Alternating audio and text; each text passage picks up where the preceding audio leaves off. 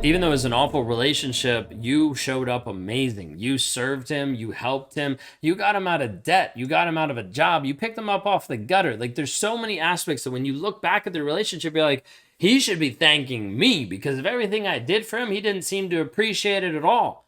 I don't get it. And then he just moved on. And then sometimes you'll have this thought that comes into your mind that's a very popular one, and it's simply, does he regret it? Like, does he regret losing you? Does he regret the things that he did? Does he regret the things that he said? Does he regret that he no longer has you in his life because you were amazing to him? You were great. You supported, you loved, you cared, and then he just disappeared. He just went out to the next person. You're like, what in the world? I don't get it. Now, if we're not careful, it stems into you believing you have no worth and you have no value. We've talked about that in a previous video last week or 2 weeks ago. But inside of this place here, this question of like, is he going to regret losing me is one that typically will come up. You might have it phrased different ways, but I want you to think of this question. Does he regret losing me? Now, inside that question, there's a couple things that are implied. One of the things that are implied is that he would also always recognize that you had worth and you had value. Now, this doesn't mean that he controls or he dictates how much worth or how much value you actually have. But what it does say is you start to think, did he see me?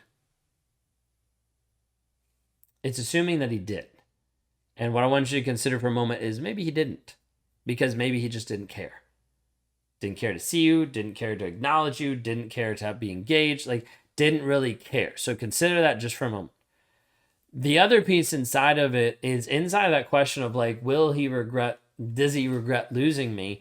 It also implies that there's a high level that he would know that he's losing. This might kind of sound similar to the first one, but I want to make a little distinction here. Because if we're not careful, what will actually happen is some of your ego will actually pick this up even higher than what it should be. Okay, bear with me. And when we talk about this piece of your ego picking it up higher, it oftentimes will elevate this piece of being like, I was pretty amazing. He should regret losing me. While that might be true, there's also a piece that we have to be careful of your ego elevating this to a place that thinks, well, he should. Okay? There's a little bit of nuances here. When we're talking about this piece of thinking, well, he should regret losing me, that also implies that he would see that you have this value and this worth. And oftentimes people look at it being like, I'm this amazing. Why didn't he view me like this? Well, because he didn't view you like that. He didn't think of you like that. He simply kept you feeling like that so that you'd keep doing for him what he wanted you to do. You kept serving him because he kept giving you little breadcrumbs so that you keep coming back. So you keep trying harder. And then when he left you, you're thinking like, is he going to regret me because I was so amazing to him? He's like, yeah, I know you're amazing to me. Thanks for that. Moving on. I'm like, whoa, that's very callous. Like, it doesn't seem like he cares at all. What is the demonstration of care? It doesn't matter all the words. You have to have actions. You have to have demonstration. Otherwise, you get to a place thinking, why doesn't he regret losing me? Well, because he doesn't view you as having any value, because he doesn't care about you or the next person or the next person or anybody else, because he doesn't view anyone having value. You're like, but I have value. That's great, but he doesn't care. It doesn't fit in his reality. So as much as you want to tout that line and think of that and be with that, it doesn't matter because he's not willing to view it or see it. And as a result, he treated you worth less. Doesn't mean that you're worthless, but he treated you and acted like you were worth less. And so this piece of, does the narcissist regret losing you? There's a huge piece inside of this that the simple answer is just no. He doesn't. He doesn't regret losing you because he used you for the period of time and then he moved on to the next person. And that losing you is not a regretful piece. It's not a piece that has this remorse or this aspect of like, oh, she was so good to me. Now, the reason why is he can't sit with that. He can't sit with the fact that it was his fault or that he did something wrong. So it has to switch around to be your fault, something that you did wrong. So in that reality, he's not thinking she was so good, so wonderful, and I just regret losing her. It's like, no, I have to paint her as the villain so I feel better about myself. I have to make sure that she's the bad person so that I feel better about myself. So in the regret piece, it's like, regret, nope. You are the toxic person. You are the awful person. You left me. You abandoned me. You hurt me. All of these things, whatever it needs to happen to flip it around so that he feels better about himself, it's on you. And so in that conversation, it doesn't sound like he regrets anything at all, because he doesn't.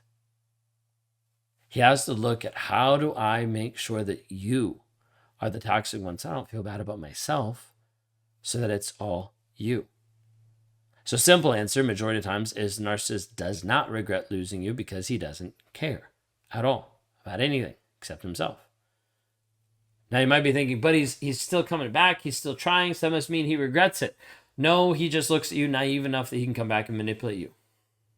But he's crying, but he's at my doorstep, but he keeps sending me flowers. Yeah, because he knows eventually you'll cave and you'll go back to him. And then within a week, a month, it'll revert back and it'll be the same exact stuff that you dealt with, because he hasn't invested any time, energy, or money into his own healing. He's just telling you that he's different. I'm all better. I came to my come to Jesus moment. I'm all better. I went to one therapy session. Now I'm healed. And you're like, oh my gosh, he does regret losing me. No, he doesn't give a shit about you. Called manipulation. And he's trying to do this to make sure that you stay confused and that you keep coming back and that you keep being stuck with him over and over and over again, because he doesn't regret losing you. If we had to extrapolate out the piece of regret just a little bit farther, the only piece that we could successfully tie it to consistently would be regretting his power and control over you, what he got out of you. That's it. He doesn't regret your intrinsic worth. He doesn't regret your empathy, your goodness. He doesn't care about those. And the fact that you think that he cares about those makes you very naive to his manipulation of even coming back. He doesn't regret losing you. Now, he might regret what you did for him. He might regret the money that he got from you. Be like, man, it'd be nice if I had that ATM machine back. He might regret the looks. Man, it'd be nice because I was able to tout that around and show people like how amazing like I looked with her. He might regret because of the status. I miss going to those parties and talking to those bigwigs and like focusing on all these things that I couldn't get in those circles because of who I am. He misses what he gets from you. Like the residual impact on his life that he benefited from. That doesn't mean he regrets missing you. He regrets losing you. He regrets your heart, your soul. He regrets losing that piece of you because that piece didn't get him anything. It didn't buy him more stuff. It didn't buy him more credibility. It didn't buy him more intelligence. It didn't do anything for him. So he's like, I only missed the things that I could have got from you, which was like money and sex and image typically. But I haven't got that, and that's not something I want, because I get that with the next person, and like they're better because they don't understand me, and they don't know that I have issues, and they don't really see any of the toxicity. So like, why not go be with this person? But then you're left stuck. Does he regret? Sometimes people ask this question because they're looking for validation. And sometimes they'll ask this question because they're looking to build up their own self-worth, and they're looking for it to kind of justify, if he regrets, then it means that I am worth something. If he regrets, then it means that I have value. If he regrets, then it means something about me. Guess what? It doesn't. You're the only one that defines you. So when you're doing this, you're actually telling yourself a story about yourself. Versus you actually learning to build yourself up. Learning how to grow and develop your own mindset, thought process, mental capacity, emotional intelligence, being able to say, I don't need another person in my life to validate me. I can validate myself. I don't need someone else to prove my worth. I can actually prove that to myself. I don't need someone else to tell me that I'm good enough or that I have value. I can do that myself, because otherwise you will start to find other people in your life that are just as toxic, looking to them for validation. You're like, please validate me. And I get it. Everybody wants to be validated on some level. The problem is when you start invalidating yourself by validating the opinions of others. When you start invalidating who you are by validating someone else's narrative of you, that's where you start to lose. You start to lose yourself. You start to lose your self-worth. You start to lose your self-respect. All of this starts to disintegrate because you're abdicating this to someone else and you're saying, hey, please define me. Please define if I'm worth anything, if I'm good enough, if I have value. Can you tell me if I am? Instead, we need to switch the frame of reality back onto you so that you start focusing on your growth, on your development, and you defining that for you. You stacking the irrefutable evidence about who you are, about the things you've accomplished, about life, about the direction you've gone. All of these things are massive and essential because if you don't focus on this for you, you'll continue to abdicate that value ladder piece to someone else. And you'll tell everybody else in your life, please evaluate me and tell me my value. We live in a world that does this subconsciously. You do this through buying insurance. You have a certain value on you, on your life.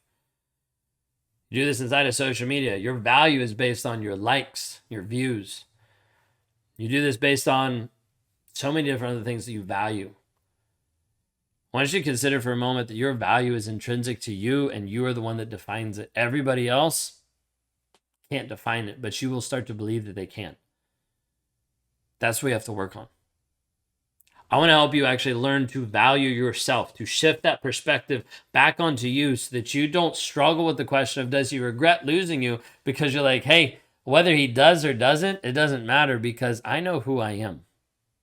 If you're looking for that certainty, that confidence in who you actually are and who you can be, then I want you to reach out. Go to rawmotivations.com/breakthrough today. Let's have a conversation. Watch a video that I have there just to be able to understand more of what I do and how we can actually find this confidence piece for you.